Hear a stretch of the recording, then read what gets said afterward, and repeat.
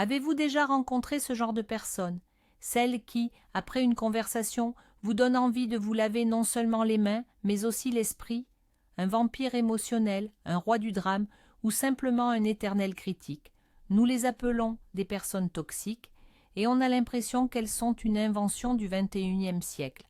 Mais que diriez-vous si je vous affirmais que ce problème était déjà d'actualité il y a 2000 ans, et qu'à cette époque, non seulement on y était confronté, mais on avait même élaboré un système complet de défense psychologique, un système utilisé par des empereurs, des esclaves, des généraux et des dramaturges.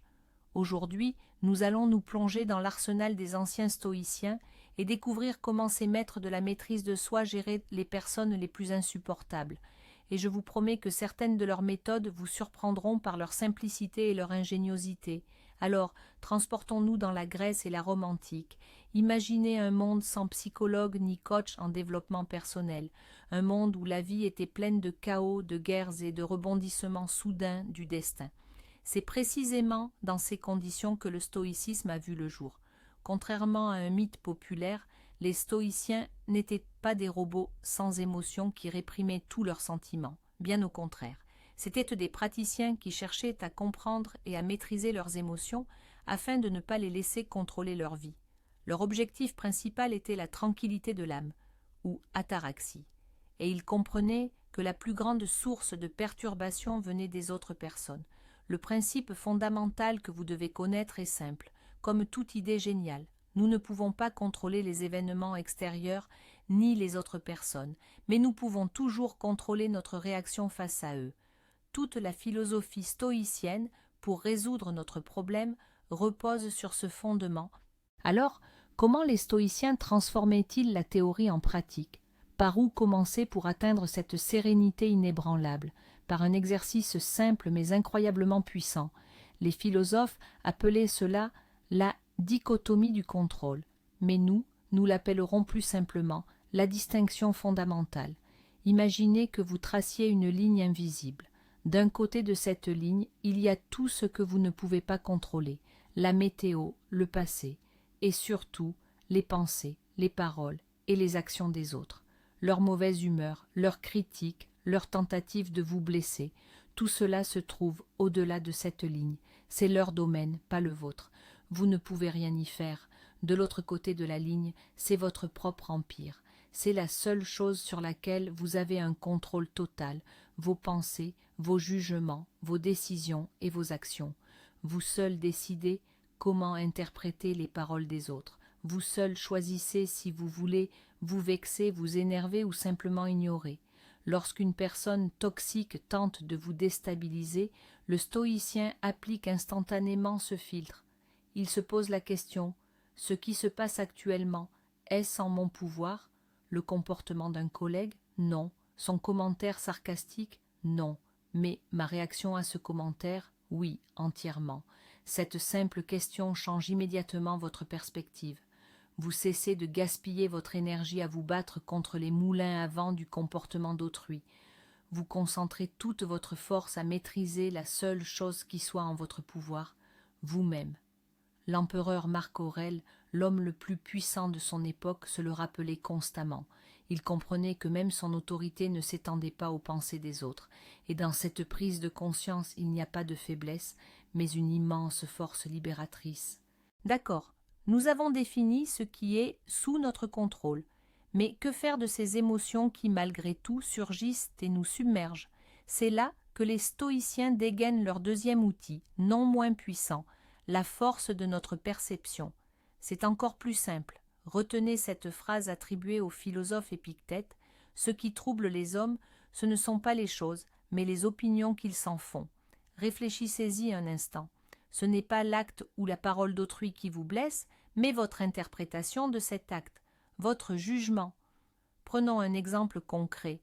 Un collègue, lors d'une réunion, vous dit « ce n'est pas votre meilleure idée ».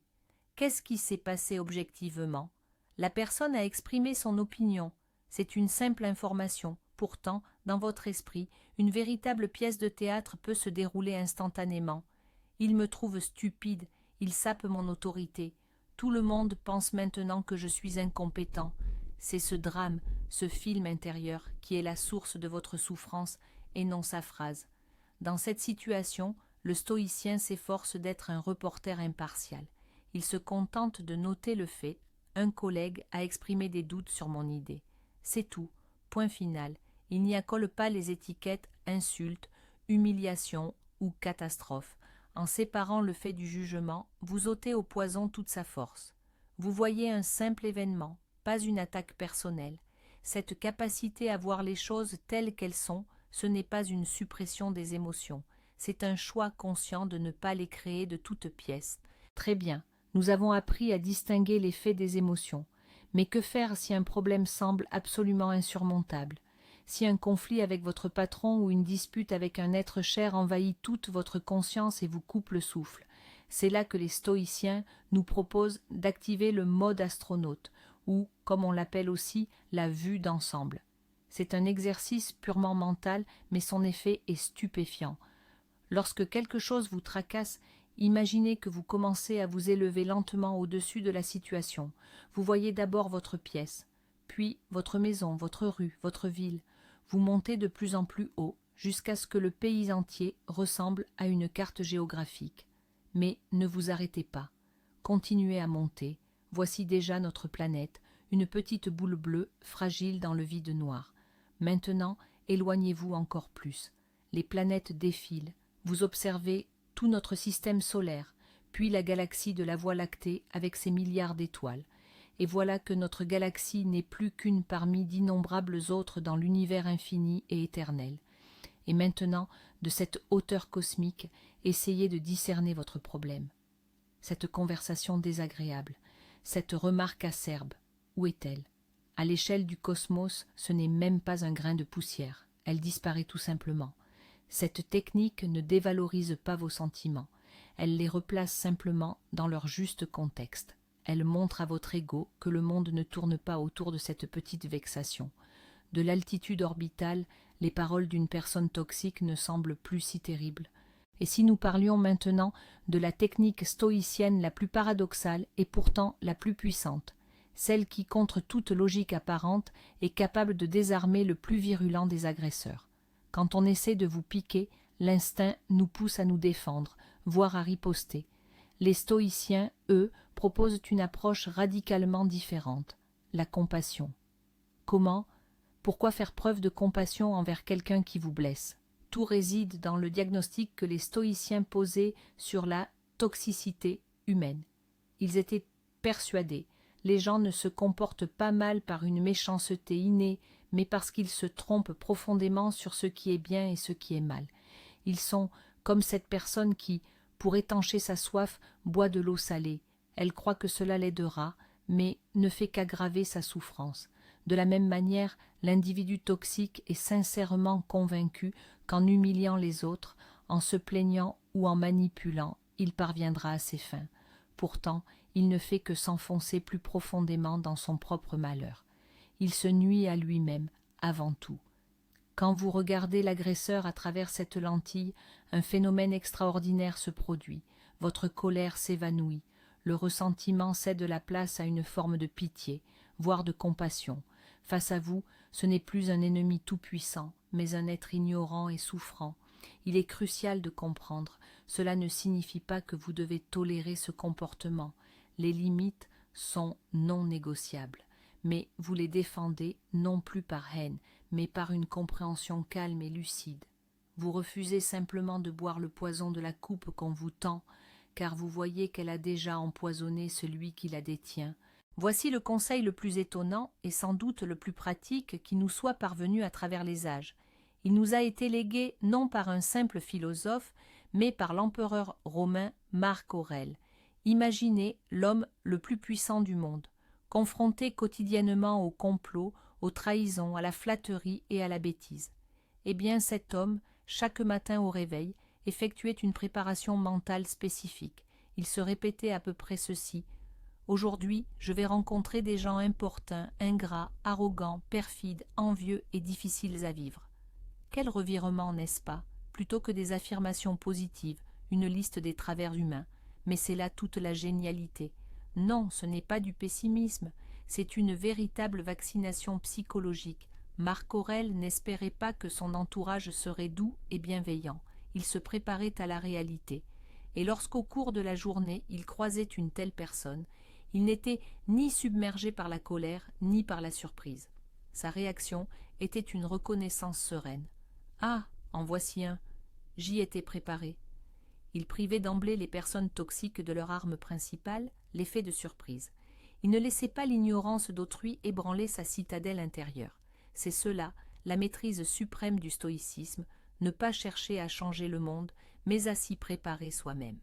Bâtir en soi une forteresse que nulle offense ne pourrait prendre d'assaut.